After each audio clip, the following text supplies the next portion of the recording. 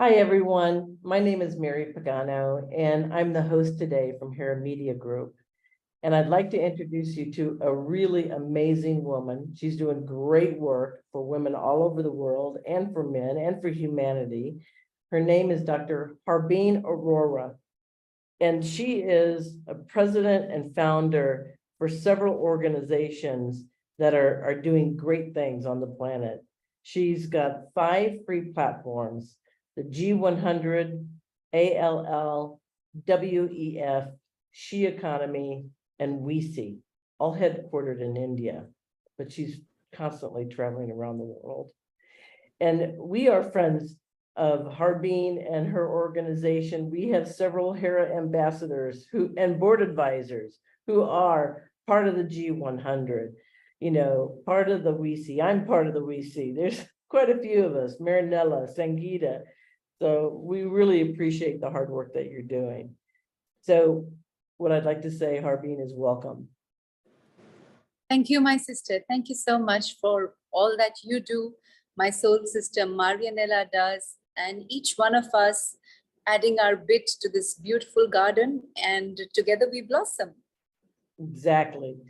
So I'm going to start with a few questions so people can get a chance to get to know you, Harbeen. We know you very well. We love you. We love what you do. And we want the rest of the world to know what you're up to. Okay. So I'm going to start out with a couple of questions here. In which city in India were you born, and how would you describe your family?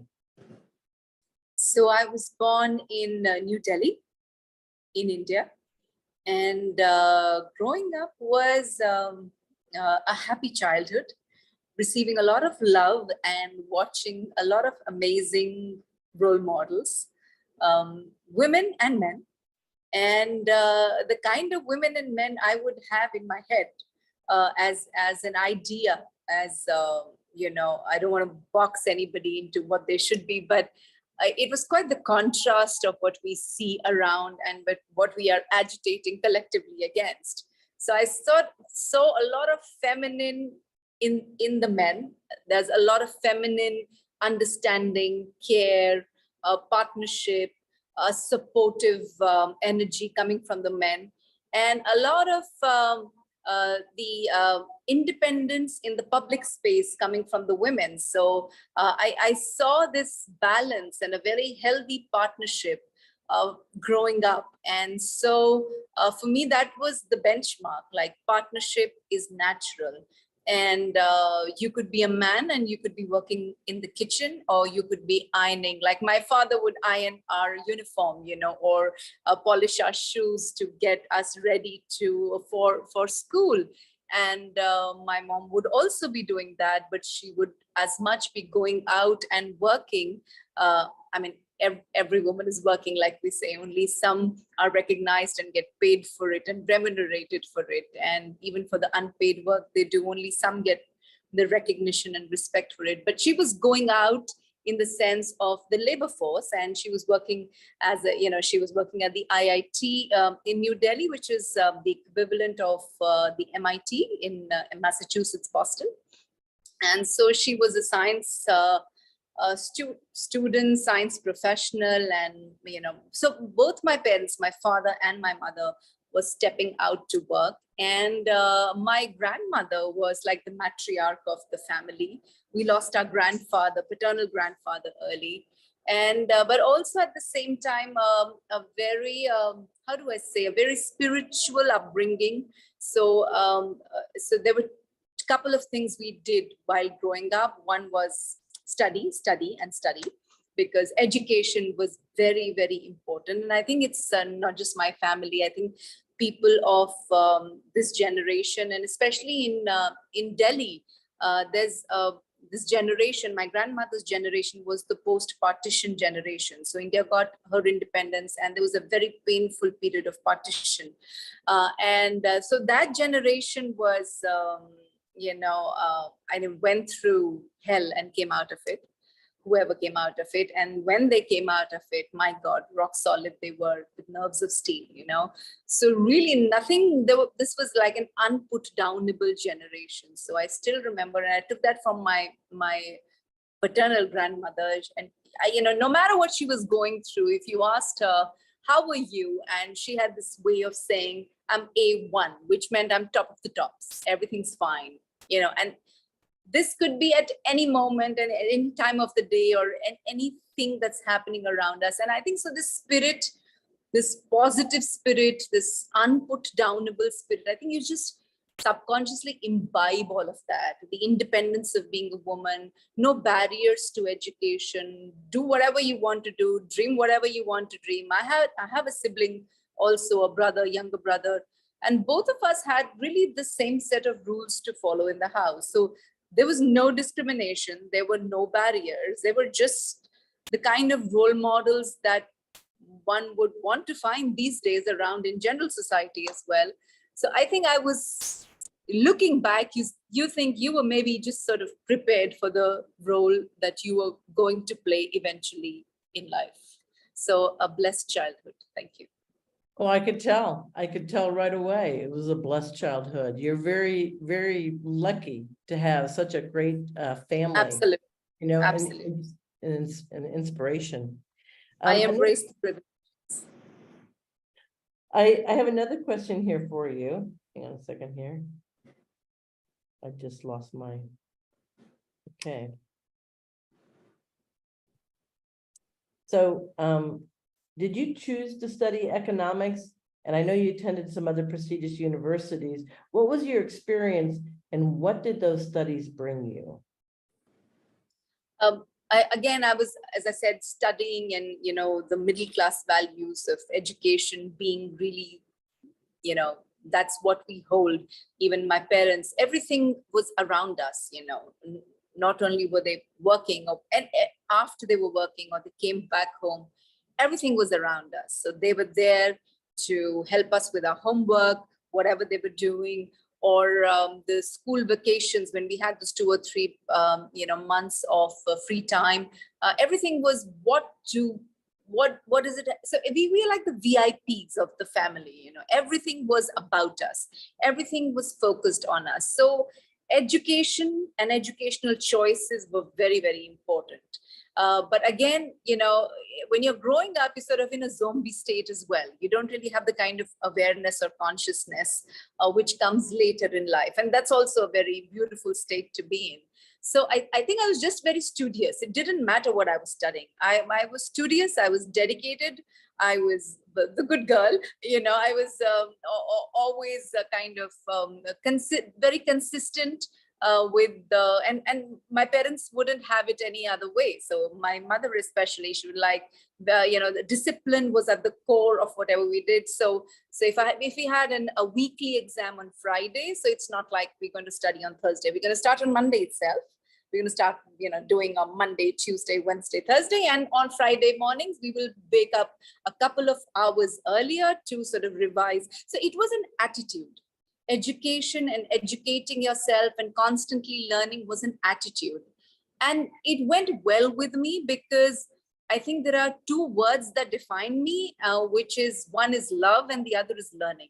And those 2 words are very much that, I grew up with, and they have stayed with me, and they are my 2 torchlights into the unknown. And when I step forward, I use either of them to make my next move, and that's all I have. Those are the only 2 skill sets I have. And that comes from this whole emphasis placed on learning and the love of learning.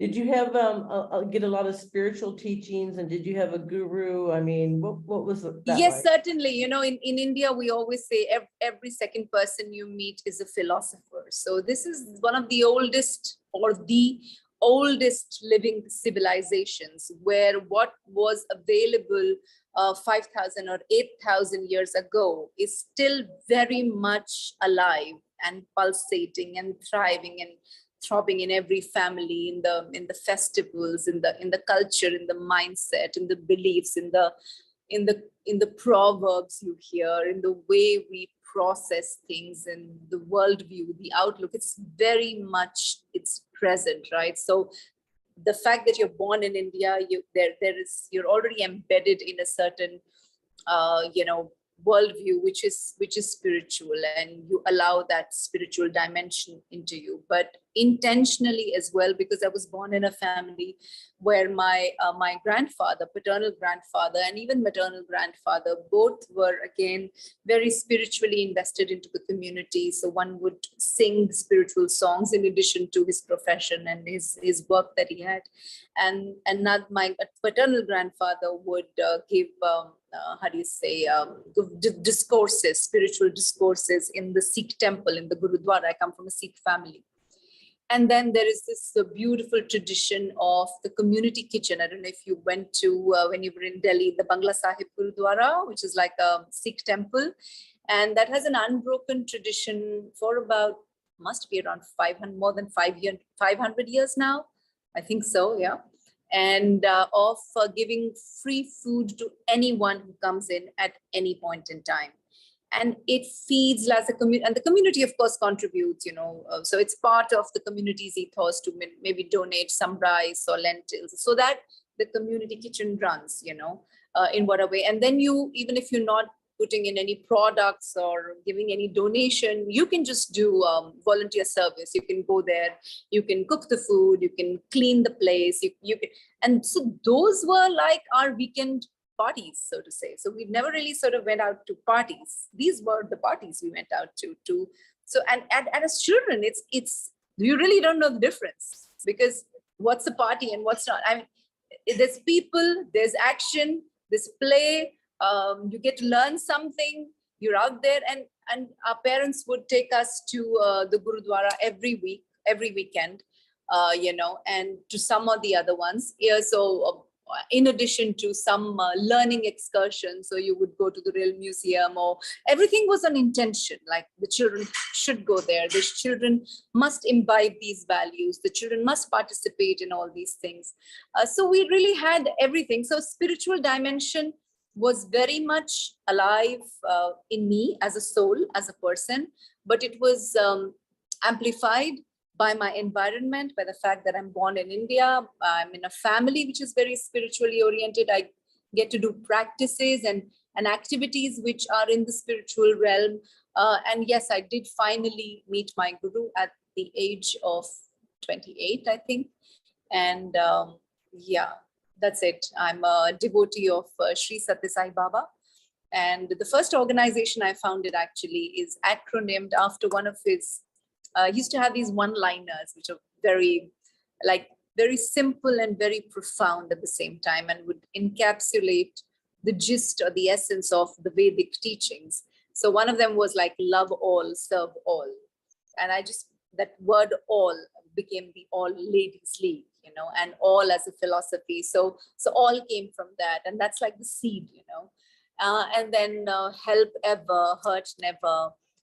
Or, there's so many of them, the ego lives by getting and forgetting, and love lives by giving and forgiving. And I think just to sharpen your own spirit and to find answers. And he would always say that ultimately you need the guru outside in order to awaken the guru inside.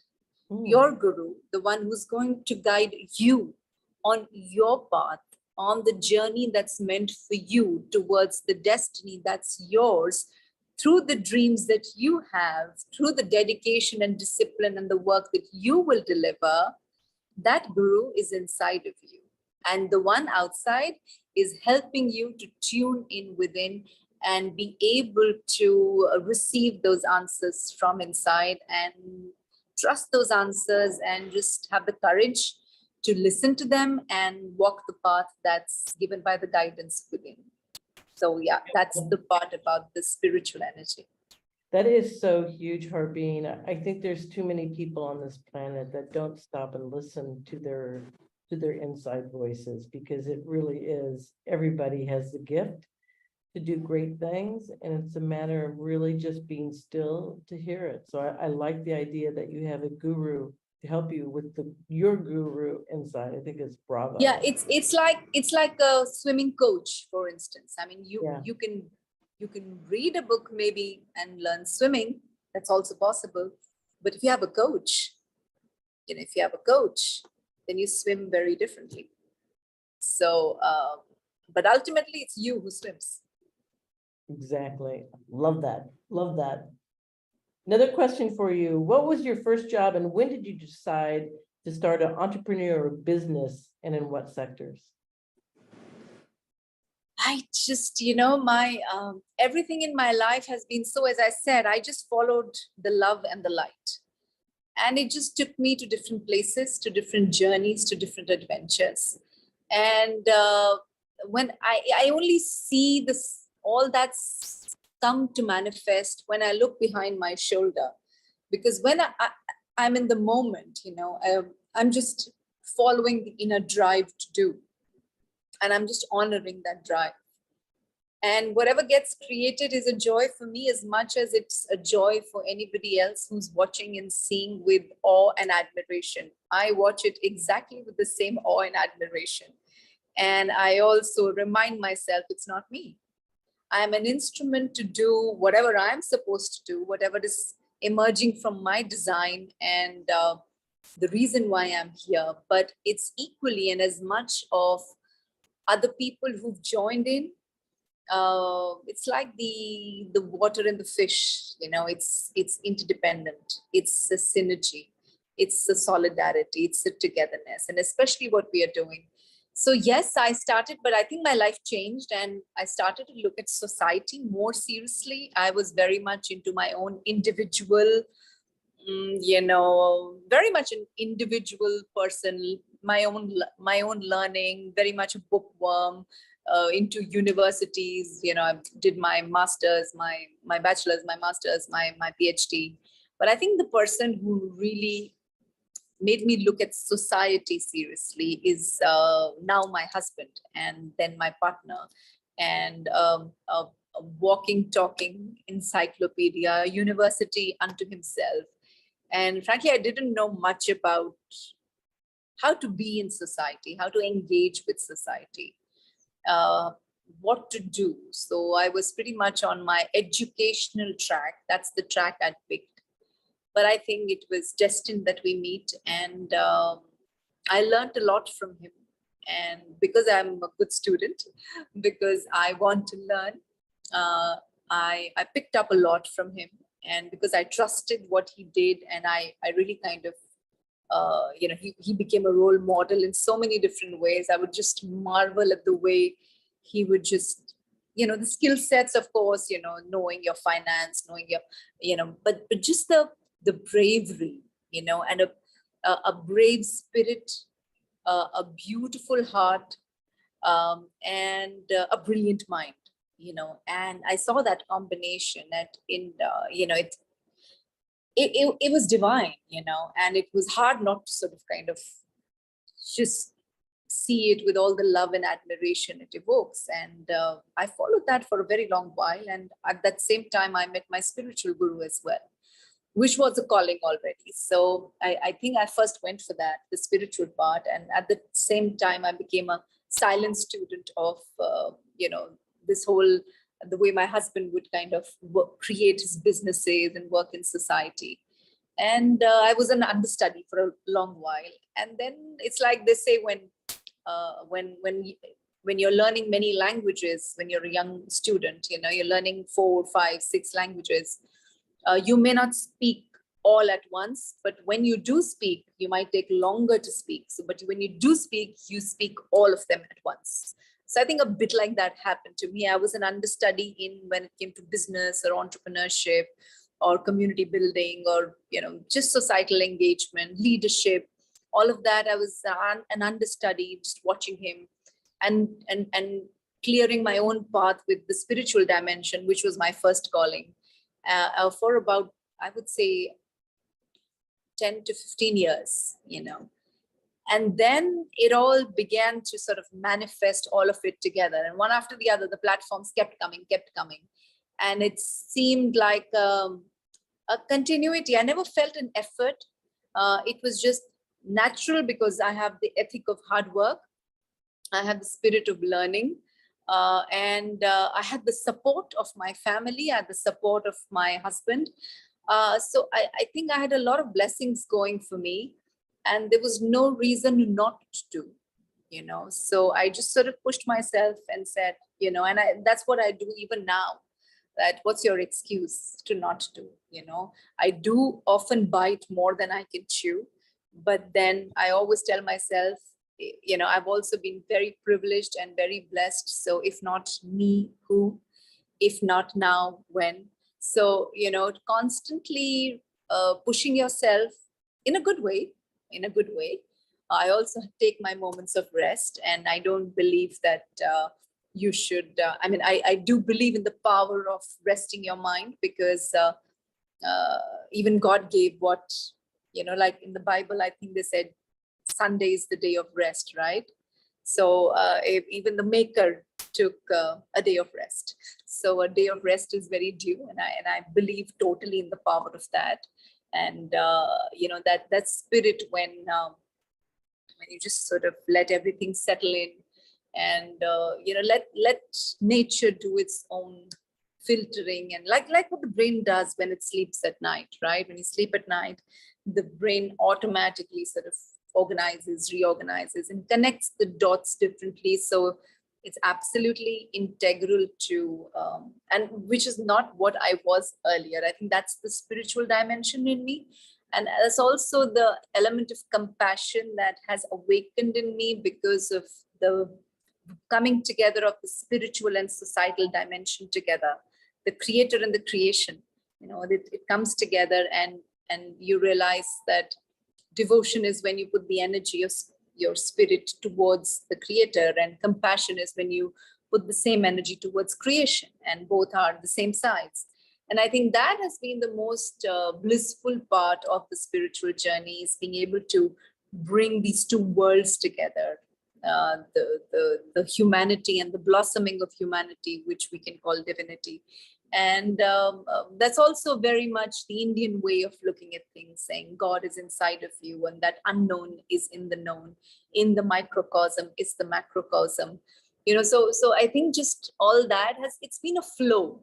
It's not been any kind of conflict, an internal conflict. I mean, there are challenges on the way of working every day, but nothing in terms of I wanted to do this, but I'm doing that. Nothing existential like that.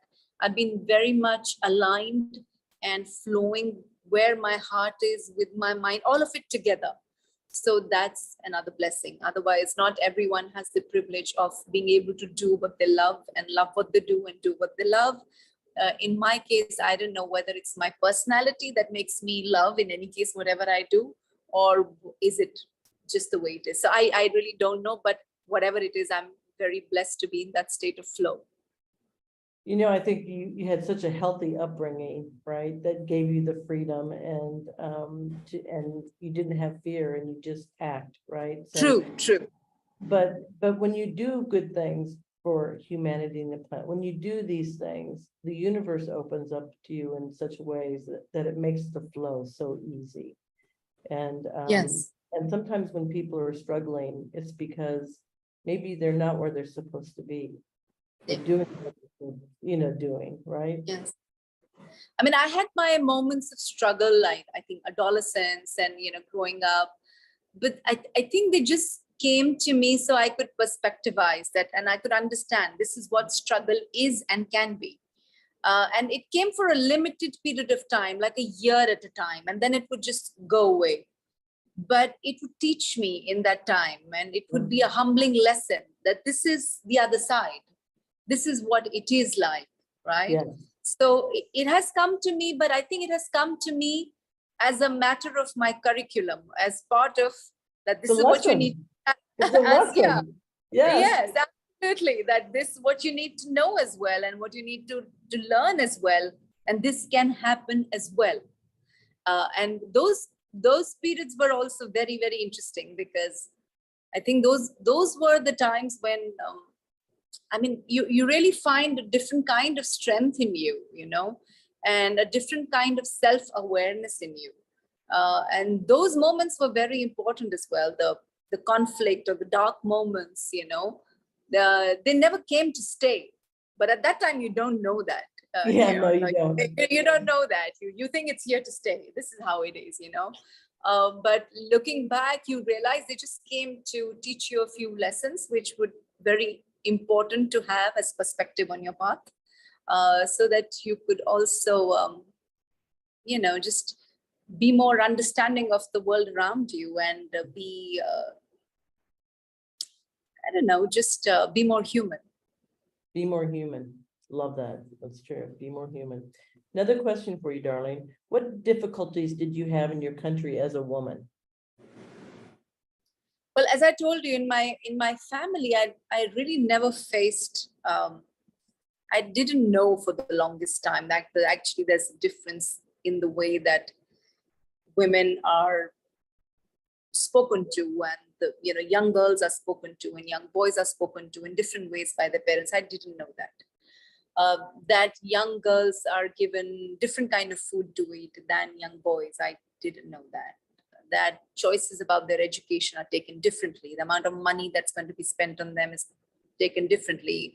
How, when, who they're going to marry is thought about differently. I didn't know that for the longest time.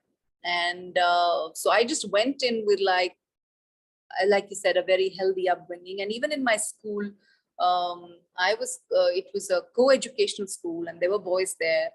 But I would say I was a bit snooty and snobbish when I was growing up in school, and like, okay, listen, I know better than you guys. I can do this better than you guys. I mean, it's like stuff when you're growing up, like any teen, you're sort of figuring out yourself. So I was a school head girl. Everybody was very scared of me. I was this disciplinarian, and everything has to be right. And that spirit still sort of carries over. I still remember my character certificate. We used to get this character certificate from school, and they wrote a soft but firm head girl of the school. And that's pretty much what I have stayed. I am, and I remember we had a farewell, party at when we were, at the 12th standard. So the 11th standard will give you a party or whatever. And they used to make these badges for everybody, like, a farewell, whatever there. So they gave me a badge called Mother India, and so that's who I was, very much Mother India. And that was the time when we had Indira Gandhi as our prime minister, So I think we're internalizing that role model as well. For me, for the longest time, a prime minister was a woman. That's who we saw. Yes. So I still tell people, if you can see it, you can be it. Exactly. Exactly. What a gift that you had that you had a woman. Yeah, absolutely. And in the United States. Yeah, and even the leader of the opposition, I mean, I don't know if she was like technically the leader of the opposition then, but she was a very, very prominent figure in the opposition party, which is now the governing party, the ruling party, which is the BJP. And she passed away early. And her name is, she's late Sushma Swarajji. And I was so inspired by the way she would speak.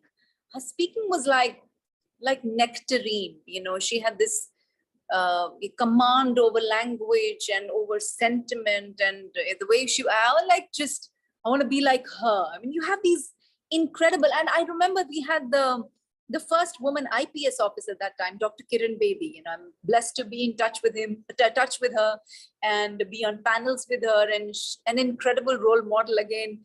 I think she became famous because she gave a ticket to the Prime Minister's vehicle that time, so suddenly she became very famous. And so we had these very, just one off, the only woman prime minister, the only, woman in the opposition, or the more visible ones, and the first one. But what incredible, powerful role models, like 1 to 1 million, that was the power of these role models. I mean, they were icons.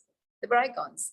So I have been also very blessed to have icons, around me as role models, very, very powerful figures, even as my guru. And, I mean, I'm really blessed to have great teachers. And if you can have that, and it's, you constantly stay in a zone of inspiration. And if that's your quest as well, and, so even now with the G100 Club and the WICCI, which is, you said WICCI, and in Malta, in Italy, they say WICCI. So it's nice to have different ones. But yeah, all the platforms, just all of them, I'm, seeing these icons, and these icons don't have to be, you don't have to be famous to be an icon. You are Right. iconic in your incredible energy. Yeah. I mean, I see beauty in the struggle of everyday woman, her never say die spirit. I mean, she goes on and on and on. I mean, there are times when I wonder, the kind of work that women put into keeping their families together, Oh my gosh. keeping everything together, and no matter what it takes, you'll never say. I mean, it's quite divine. I mean, women are iconic. Yeah, Every woman is. they are. They But I are. started with that. I thought, when you're growing up, you look at iconic as iconic. But I think when you mature and you're wiser, and you're more human, you really begin seeing the iconic in the everyday woman. Every Yeah. woman, a superwoman, really. Yes, you're absolutely right. They did deliver and put everybody on the planet. Yeah. So there's that. Yeah. Okay, darling, one last question I have here for you. When and why did you decide to dedicate yourself to philanthropy, to create the platforms that currently bring in the 500,000 women in 150 countries around the world with that objective? When did you It's been a decide? journey of about more than a decade now.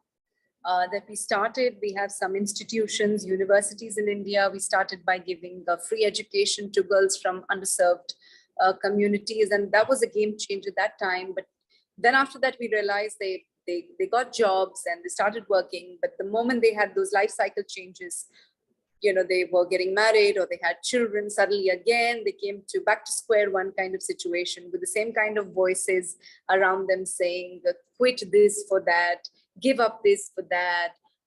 So we realized we needed networks and conversations and peer groups, and so that's why we started what we call Shakti Bandhan, or the sisterhood bond. And we keep wearing these bands.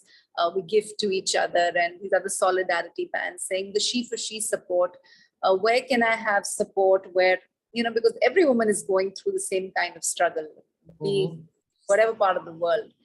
And so can we create these groups where we can just sort of just hold the space for each other emotionally, connect to each other, be there for each other, and become chakras of energy, just zones of energy, creating energy, because it's not the conflict or the challenge that is the problem. Women are natural solution seekers. They find solution.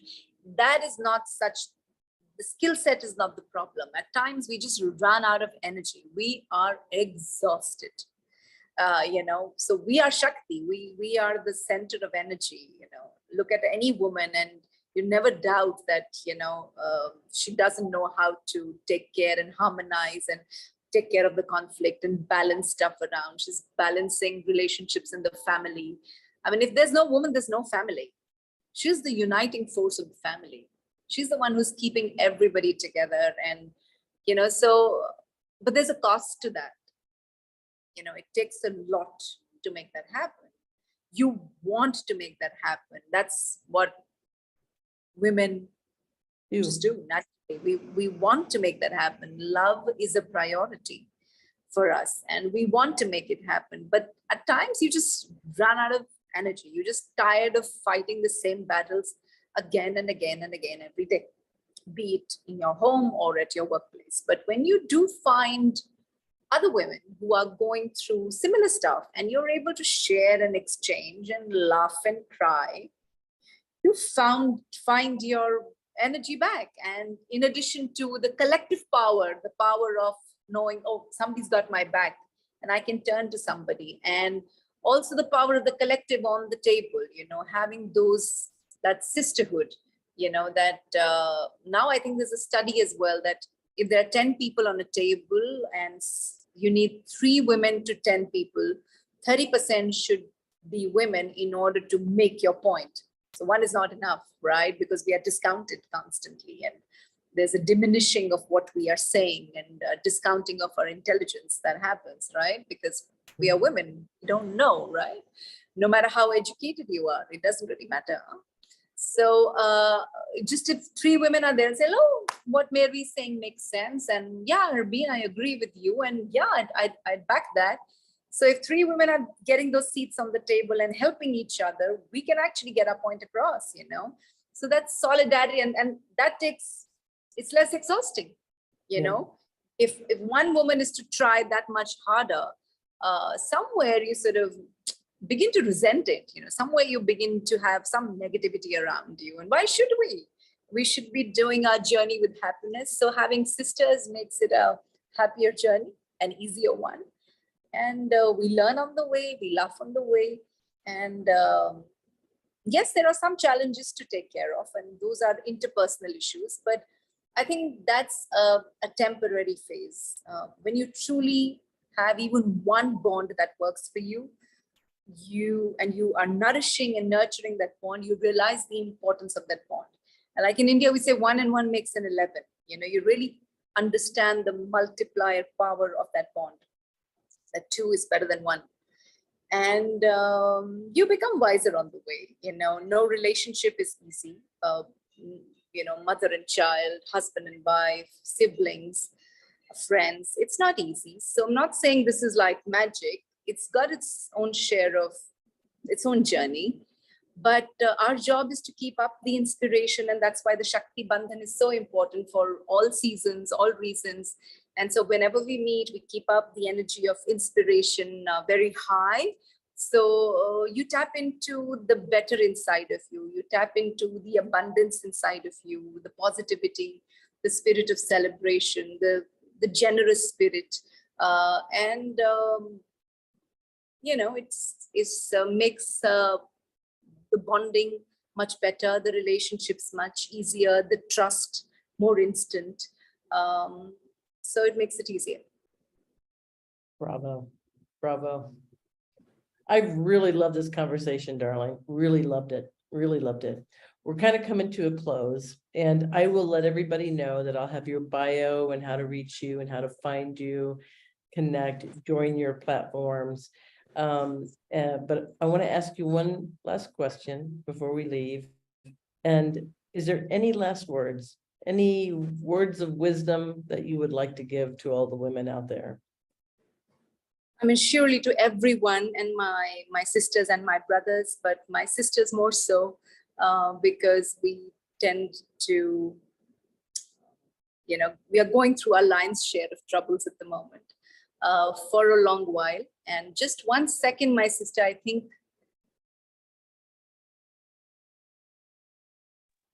There's a call coming in, just a second. Okay.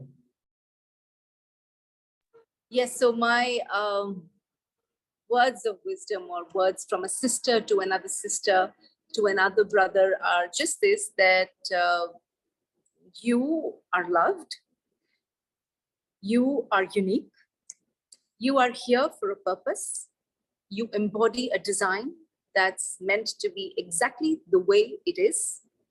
You are enough and beautiful exactly the way you are. So if you like certain things about you and don't like certain things about you, that's okay, but step away from the judgment a little bit and learn to love yourself exactly as you are, with the strengths and the weaknesses. That's part of your design. A cup is meant to be a cup. A plate is meant to be a plate. A glass is meant to be a glass, and those are our designs. We came with those designs. So if we have something, it's evident, it's part of the design to not have something, and that's meant to be. So embrace your strengths, understand your weaknesses, honor your design, believe in your dreams, and just go do what your heart tells you to do. You are loved. You belong to yourself and to the family of the universe. And if you'd like to join a beautiful family of sisters, reach out to us at any time. We are there for you, and you are not alone. Great. Thank you, Harbeen. Thank you, everyone, for joining us today. We'll see you on another episode. Thanks again, Harbeen. Chat with you all later. Goodbye. Bye-bye.